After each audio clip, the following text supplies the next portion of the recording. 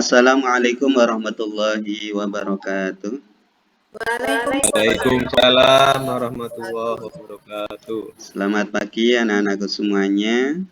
Pagi, Pak. Mudah-mudahan kita selalu diberikan kesehatan. Amin, amin ya robbal alamin. Amin. Anak-anakku semuanya, sebelum kita mulai pembelajaran, seperti biasa kita awali dulu dengan berdoa. Mudah-mudahan dengan doa kita bisa memahami materi yang akan Bapak sampaikan nanti. Oleh karena itu, salah satu dari kalian mohon bisa mimpin doa untuk Mas Nur Hafidin selaku ketua kelas, silahkan. Iya, Pak. Terima kasih. Teman-teman, marilah kita berdoa. Siap, gerak, berdoa, mulai. Selesai. Terima kasih Mas Nur Hafidin. Untuk semuanya juga, mudah-mudahan dengan doa tadi kita sekali lagi bisa memahami dengan baik. Anak-anak semuanya, untuk hari ini yaitu materi sedikit ya, tidak terlalu panjang yang bisa Bapak sampaikan terkait dengan pendidikan agama Islam ya, yaitu bab 1.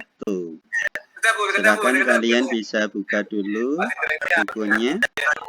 Kita lihat dulu buku bab 1 yang mana nanti bisa disimak oleh anak-anak semuanya.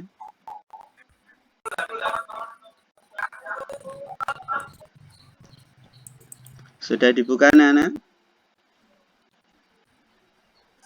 Sudah ya? Sudah buka. Oke. Oke, Pak. Ya. Untuk itu, bab pertama yang perlu kita pelajari terkait dengan Al-Quran dan Sunnah sebagai pedoman hidup. Ini adalah materi bab pertama yang mana saya harapkan nanti kalian bisa memahami, bisa memperhatikan dengan baik apa yang Bapak sampaikan nanti. Sebelumnya kita ke tujuan pembelajaran. Anak-anak, jadi setiap sesuatu itu ada yang namanya tujuan. Jadi kita mempelajari pelajaran ini harus tahu tujuan pembelajarannya. Yang pertama kalian bisa lihat nomor 1 ya. Nanti saya harapkan kalian dapat membaca Quran Surat An-Nisa dan Quran Surat An-Nahl. Kemudian tujuan yang kedua yaitu adalah menghafal Quran ayat ya, menghafal Quran Surat An-Nisa, kemudian Quran Surat An-Nahl. Yang ketiga tujuannya yaitu adalah saya harapkan kalian nanti bisa menjelaskan isi kandungan surat An-Nisa dan surat An-Nahl, yaitu tentang kedudukan hadis terhadap Al-Quran. Kemudian yang keempat, tujuan yang terakhir yaitu melalui pembelajaran berbasis produk nanti, kalian saya harapkan dapat membuat karya berupa peta konsep, definisi hadis, dan fungsinya atas Al-Quran dalam simple. Anak-anak semuanya, ini ada infografis, kalian bisa melihat ya terkait materi bab 1 ini. Kemudian Pak Zainuddin akan membacakan pantun. Ya, tolong didengarkan baik-baik. Ke Jakarta naik sepeda, jangan lupa untuk sarapan. Jalankan hidup bermakna, Al-Quran hadis sebagai pedoman. Siang-siang pergi ke taman, hari Minggu diam di rumah. Dengan Al-Quran hidup akan aman, dengan hadis hidup akan berkah. Amin. Nah, itu 2 pantun yang bisa kita dengarkan tadi ya. Kemudian dari pantun itu Bapak ingin mengharapkan dari kalian nanti bisa menuliskan apa pesan dari pantun tadi ya. yaitu sesuai aktivitas 1.1 ini. Nah, tolong nanti bisa kalian tulis pesan-pesan dari pantun itu.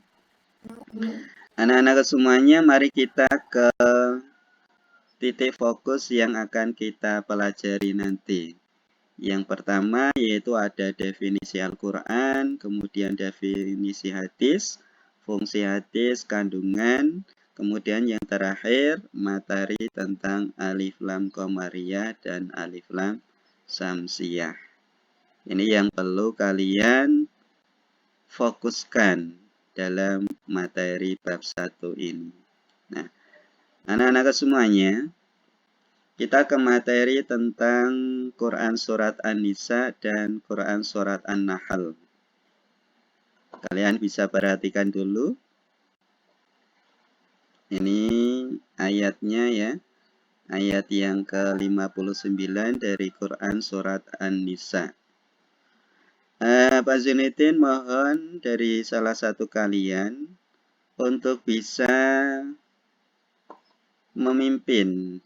Kemudian yang lain bisa menirukan bacaan Quran Surat An-Nisa ya, ayat 59 ini. Mungkin dari kalian ada yang mau mimpin? Siapa ini?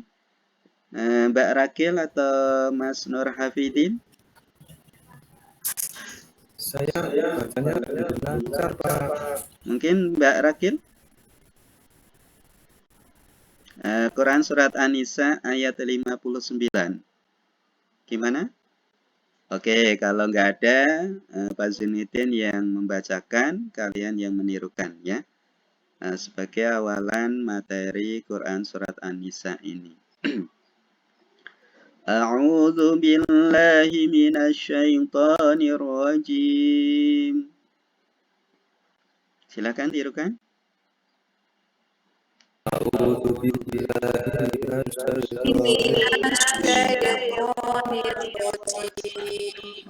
Tolong bisa kompak ya, tidak ada yang ketinggalan, tidak ada yang terlalu cepat ya. Oke, diulangi lagi 1, 2, 3.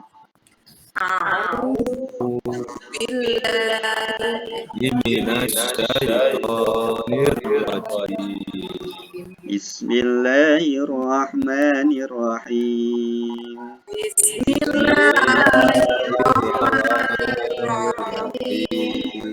Ya ayyuhalladzina amanu.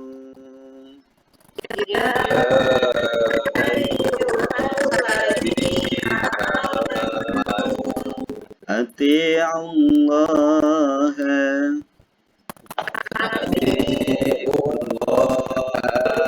wa ati'ur rasula wa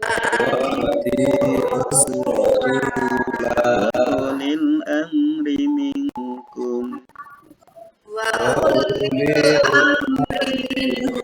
Ya, sampai di sini dulu anak-anak ya. Ini kaitannya dengan bacaan, yaitu tilawah. Jadi saya harapkan kalian nanti bisa membaca, bisa memahami, syukur-syukur bisa hafal. Kemudian ada lagi Quran Surat An-Nahl. Tolong nanti bisa dibaca ya. Ketika berkelompok nanti salah satu ada yang memimpin, kemudian ada yang menirukan, biar semuanya bisa membaca dengan baik. Oke, untuk itu kita lanjutkan ke pengertian ya dari penerapan bacaan alif lam samsiyah. Tadi tujuannya yaitu mengetahui bacaan alif lam samsiyah. Di sini dikatakan bahwa alif lam samsiyah itu ada beberapa huruf ya, dari huruf hijaiyah. Kemudian alif lam qamariyah juga sama, yang mana jumlah hurufnya 14, al samsiyah, kemudian al qamariyah juga 14. Kalian bisa lihat, bisa dipelajari. Nah, ini ada contoh terkait dengan alif lam qamariyah. Contohnya, kalian bisa lihat sendiri, alhamdulillah. Ini dibaca alhamdulillah karena kenapa? Ada alif lam sukun ya bertemu dengan huruf qamariyah. Nah, itu contohnya. Untuk mengasah nanti Bapak harapkan kalian mampu dalam memahami penerapan huruf alif lam samsiah dan alif lam qamariyah bersama teman-teman sekelompok ya. Setelah nanti kita bentuk kelompoknya. Nah, ini ada bagan terdiri dari alif lam samsiah dan alif lam qamariyah. Ini juga nanti kita bisa kerjakan bersama-sama. Kemudian isi kandungan dari surat An-Nisa ya. Kalian tentu sudah mengetahui definisi Al-Qur'an. Al-Qur'an secara bahasa berarti bacaan yang diambil dari kata qara'a berarti membaca. Sesuai dengan tujuan awal, Bapak mengharapkan kalian bisa membaca Al-Qur'an dengan baik. Kemudian aktivitas 1 dan titik 6 ini nanti berkelompok ya, mencari definisi Al-Qur'an menurut para ulama. Kalian tuliskan, kalian diskusikan bersama teman sekelompok. Ya. Kemudian ada pengertian dari posisi hadis, kalian bisa pelajari ya. Ada sunnah, ada hadis, ada khabar, ada asar. Kemudian ada fungsi hadis. Nah, oke anak-anak, kita ke aktivitas 1.7 ya. Cari dan diskusikan contoh fungsi hadis terhadap Al-Quran. Tugas dikerjakan secara berkelompok, kemudian disajikan di kelas nanti ya. Tolong ini dibuat, nanti kalau ada waktu bisa ditampilkan di depan kelas. Kemudian ada perilaku semangat untuk mendalami Al-Quran dan hadis. Ya. Kemudian ada lagi hafalan Quran surat An-Nisa. Ini sebagai tujuan dalam mempelajari materi ini yaitu diharapkan hafal Quran surat An-Nisa ayat 59 dan Quran surat An-Nahl ayat 64. Nah, ini ada tugas. Tolong hafalkan Quran surat An-Nisa. Kemudian tugas yang kedua yaitu menulis di buku latihan. Yang ketiga yaitu tunjukkan hafalanmu di depan guru untuk diberi nilai oleh Bapak nanti ya. Setelah ada sisa waktu, nanti saya harapkan kalian juga masing-masing bisa maju ke depan. Anak-anak semuanya, terkait materi itu, saya harapkan nanti kalian bisa memahami tentang Al-Quran dan Sunnah sebagai pedoman hidup. Nah, ini ada kisah ya. Tolong bisa didengarkan, Pak Zainuddin ingin membacakan kisah kesuksesan Imam Asy-Syafi'i dalam ilmu agama. Nama Imam Asy-Syafi'i sudah tidak asing di telinga kita. Beliau seorang ulama mazhab dengan penguasaan ilmu yang luas dan mendalam. Tolong inspirasiku ini bisa kalian baca, bisa kalian renungkan. Kemudian setelah kalian selesai, tolong tuliskan hikmah atau pelajaran yang dapat diambil dari kisah di atas ya. Itu terkait dengan materi bab 1. Kemudian ini ada aku pelajar Pancasila ya. Bisa kalian baca, bisa kalian lihat. Kemudian nanti ditulis di buku kertas lalu dikumpulkan ke Bapak ya untuk dikoreksi. Yang terakhir yaitu tentang diriku. Nanti ada beberapa soal terkait dengan evaluasi pada bab ini. Jadi anak-anak, tolong kalian bisa pahami materi yang ada di buku ini. Ini ada penilaian sikap, nanti Pak Zainuddin yang akan memberikan nilai sikap ya. Tolong bisa ditulis. Kemudian ada penilaian sikap sosial juga, penilaian sikap spiritual. Untuk kalian ditulis. Kemudian yang terakhir yaitu evaluasi tentang materi. Pak Zainuddin ingin mengetahui kemampuan kalian dalam memahami materi ini terkait dengan evaluasi. Ya. Kalian bisa kerjakan mulai dari nomor 1 sampai nomor terakhir ya. Dilanjut dengan isian jawablah pertanyaan berikut ini. Anak-anak semuanya itu terkait dengan materi bab 1. Jadi tolong bisa dipahami. Mungkin dari saya cukup sekian materi yang bisa kami sampaikan untuk anak-anak semuanya. Sebelum kita akhiri, ada beberapa pertanyaan yang Bapak sampaikan ke kalian.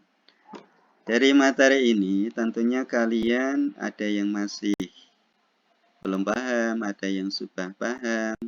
Nah, saya mau tanya dari salah satu Mas Nur Hafidin. Dari materi ini, apa yang membuat kamu menarik perhatian kamu terhadap materi yang Bapak sampaikan? Iya Pak, untuk yang saya tanyakan itu Al-Quran seperti pedoman hidup, maksudnya bagi kita. Oke. Kemudian ada kelebihan yang Pak Zainuddin sampaikan. Mungkin kalian suka ya terkait dengan kelebihan yang Pak Zainuddin sampaikan. Tetapi ada yang masih kekurangan dari Pak Zainuddin. Apa sih kekurangan dari Pak Zainuddin yang menyampaikan materi ini kepada kalian semuanya?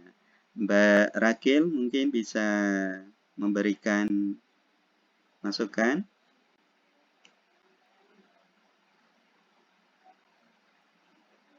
Halo Mbak Rakil. Tulisannya terlalu kecil Pak. Oh, terlalu kecil. Jadi terkait dengan materi ini insya Allah tidak ada permasalahan ya. Iya Pak. Semuanya bisa dipahami dengan baik apa yang bisa saya sampaikan. Kemudian tugas-tugasnya jangan lupa untuk dikerjakan. Sebagai penutup, ada untaian hikmah yang perlu kita renungkan, yaitu Al-Quran dan hadis. Ini tolong bisa dipahami dan direnungkan sebagai akhir dari materi bab 1 ini. Itulah anak-anak semuanya terkait dengan materi bab 1.